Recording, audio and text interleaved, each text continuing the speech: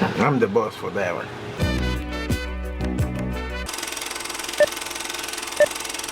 So Austin here, and today we're going to be walking the block with Oliver, who has been a personal technician for the entire summer. So a lot of people see all the sales come in and all the numbers come in on the Instagram accounts, but not many people see the hard work that goes into each individual account. So I want to ask Oliver a couple questions today about what it was like to run 12 to 14-hour days for an entire week during the Coliseum. I remember very clearly we wake up and most of the days we're starting by 8:30, but we'd have the chicken biscuits and chicken burritos ready for the day. What was it like showing up super early in the morning? I'm not an early bird, so it's not the most pleasant thing to do. But it was not as stressful as I really thought it was going to be. It was our day-to-day, every day at a faster pace. So doing our thorough inspections, making sure the customer understands the procedures that we're going to go do today and what comes up after the initial service is always fun, and it's really all I got. Yeah, well, and you did a good job. That week we were working with Dylan Johnson and Oliver. We had 2 trucks going, and I think one of the biggest things is like what goes through your head when I'm not selling. It's break time. It's lunchtime. Okay. Water, bathroom breaks, as anything I can take my 5 seconds to cool down and be ready for the next house that you get. Okay. Hey, so it's Austin with Anthem. We're just doing a little documentary here. We're doing a same-day service today. We have the trucks out here right now to take care of that for you. What's your name, man? Alfred. Alfred, good meeting you, man. You guys been out here for a little while? Long time. Yeah, you like it? It's alright. You from Georgia? No, originally from Ghana. Oh, way cool, man. Way cool. They show me. This egg wig. Earwigs, are those inside the bathrooms or? Sometimes. Yep, those are in the bathrooms. Pest control. Okay, but you're no longer with them anymore? No. You fired them. A long time ago. What happened? I took care of it myself. Oh, so you're one of the do-it-yourselfers. Yeah. Everybody who's bald like me and you, That's what we do. that's what we do, right? So look, I do want to take that job off your hands because, look, man, bald guy to bald guy, I want to earn your business, right? If it all makes sense, man, we'll get you rolling today. And you're going to get a discount because you're on the documentary series, you know? Yeah, let's roll it. Let's roll. So spot treatment on another 15 feet just to create that barrier so nothing does get inside. Now, obviously, you could go to Home Depot, get your own stuff doing that. It's just not going to have the same effect as that industrial grade product that we're going to use for you. And then you know how you get the cracks and crevices here at the base? Mm-hmm. Okay, so we need to spray that down today. It'll be 6 feet wide for you, Alfred, and it's gonna seal off those cracks and crevices so that nothing does get inside the house. Okay. And it's gonna be way different than the stuff you get from Home Depot because that, contact kill. What I'm gonna be doing is gonna be more of a plant-based. It'll get on the belly of the bug will bring it back to the nest. It'll get all the other bugs so that way you don't see the earwigs in your bathroom. And then today's just gonna be the 29 bucks, that's it. But what's a good email to send that to, my friend? At yahoo.com. Yeah. And then last but not least, every single time before we come out, you'll get a phone call saying, hey, this is Spider-Man. I'm Spider-Man. Weird, huh? I'm playing with you. So you'll get a phone call saying that we're coming out to take care of you. What's a good phone number to reach at, my friend? 678. 678? I always tell the kiddos when So how much do I get for the documentary? The documentary? Oh, we'll get to that part here in a second. You'll like it. Okay. Okay. So at the address here, what is it? I'm here with my BBC, and we just rolled up to Dick's Sporting Goods. Before we go shopping, I just need to let you guys know, the stuff you're seeing in this footage, this is from 4 years ago, guys. It still is so applicable. Like, you need to take care of your technicians when you're selling door to door. If you're doing the selling and no one's doing the spraying, you don't make money. So take care of your technicians. Other thing, if you're not on the course, you don't want to make money. Guys, this is the free stuff. This is great. This is going to help you guys out a ton. But if you actually want to move the needle, go look at over 100 live sales of me selling to people in live time, door to door, every single objection, every demographic, every situation you can think of. It's there. Use code MAZER20 for $20 off your first month if you're actually serious about making money in this career. If you're not on there and you're just here to kind of be entertained, enjoy the YouTube, but if you're serious about making this a career, you're going to invest in training with the course, and then DM me about my role play group. That's other stuff you can invest in down the road. I just need you on the freaking course right now. See you guys back on that course, and enjoy the video.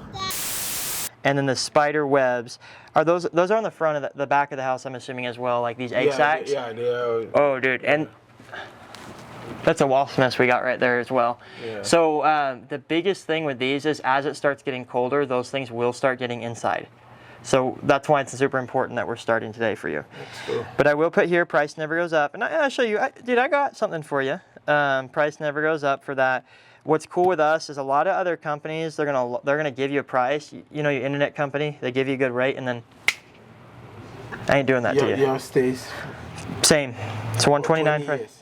Yep. So for 20, 40, 50, whatever you want to do. I lock it in for 30 years. You want to lock it in for 30 years? Mm-hmm.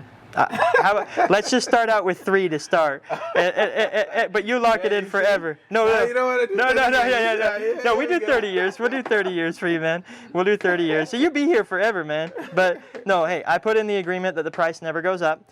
And then what I'm doing for you, because you're part of our documentary series, today's just going to be the 29 bucks. That's it.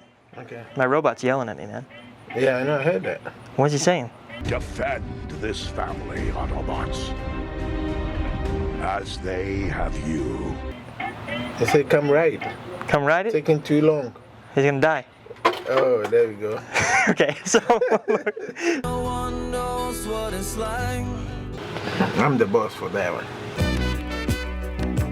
you the boss? I like it, man. Dude, that's great. And then for some reason the internet's on my side gets a little weird. I may come up here in just a second to just have you sign off on my internet again. All right, but yeah, just give me a sec. We'll knock on the door here in a second. Cool. Okay. Did you get anything on there? Okay, this is the weirdest thing that has ever happened. Holy crap. Okay, can you create a contract verification form with the information that I give you without anything? No, sir. No, I have name, phone number, email. I have literally everything. I cannot. You can only create Look what happened. and see if he can manually do it because I can't. I'm gonna do it manually. I can't do it. Yeah, I'm gonna screenshot him everything. Dude, that we just told him he's on a documentary. He's about it. He is. We're doing it. Dude, they should make a reality TV show of us. Bug guys.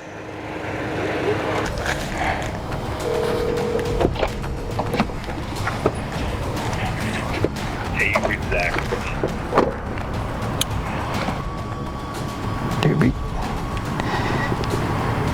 Now for the hard part.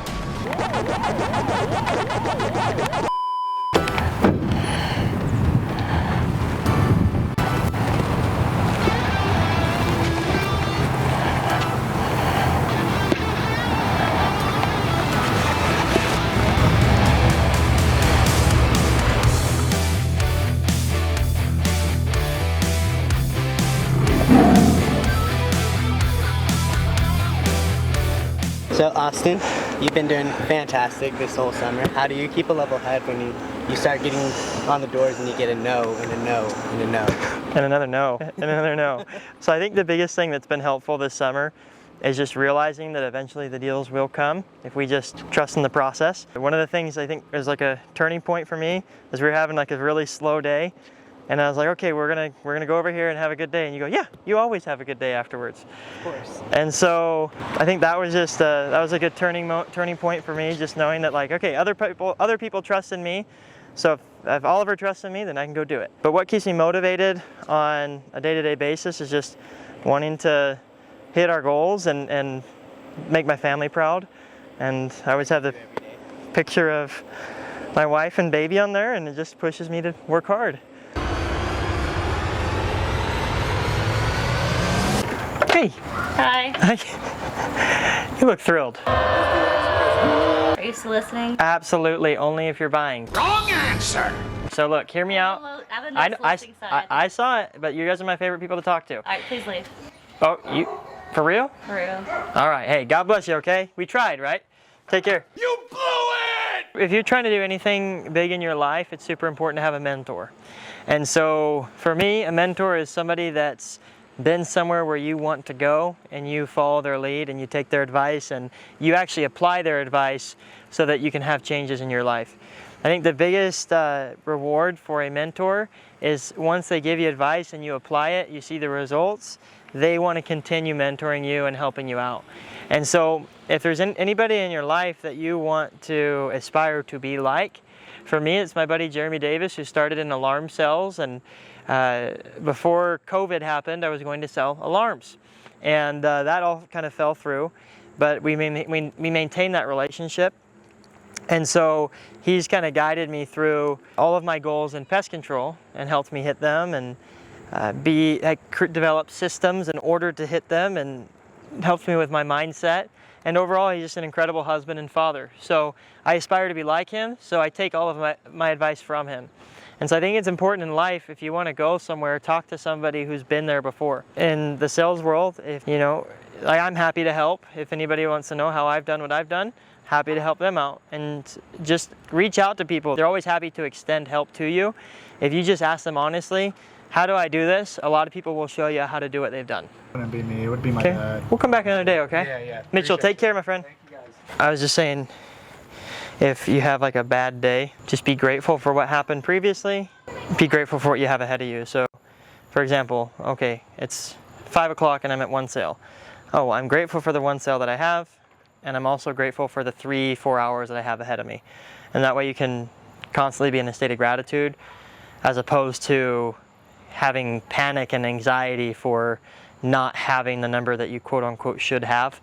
It's not a number that you should have at a certain time. If you don't have it, you don't have it. It's not a, don't create these scenarios where you should have a number, because it is what it is. So have an is what it is attitude, like, okay, this is what I have, I'm grateful for it, and this is what I have ahead of me, and this is what I'm gonna do moving forward. So that way you're in the present moment instead of living in the past and the future. So just a little tip that's worked really well for me this summer. So Austin, I know you looked at the score and it was really rough. Thursday, what were the last 2 hours like for you? It was a tough day. We were off to like a slower start, and I remember I saw my wife halfway through that day, and I just told her, hey, pray for a miracle, because we're gonna need one.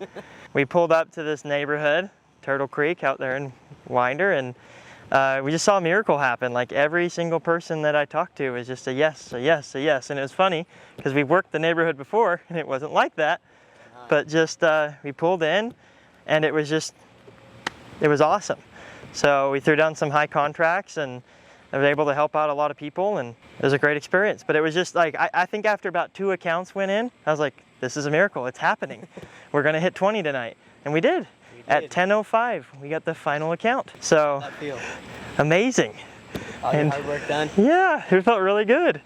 So, and I don't know how we got it serviced that night too, and just willing to do whatever it took. Because at that point, we had nothing to lose. Yeah. So. We had worked as hard as we possibly could. Yeah, doesn't hurt to a little bit more. So, what was it like for you? Servicing in the dark is always difficult. Luckily we had 2 techs, so one could hold a flashlight while the other one was sweeping spider webs. But we got the job done, and hopefully we have very satisfied customers. I hope so too. I'm the boss for that one. That's it for Walking the Block with Oliver today. It's just a shout out to all sales reps out there.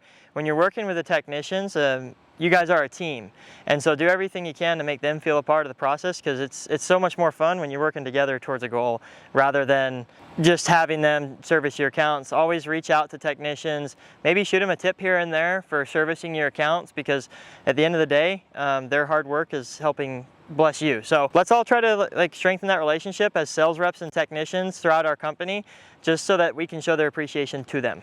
Hey, how are you? Living the dream, living the dream. I got good news for you guys. You want the good news or the bad news first? What is it?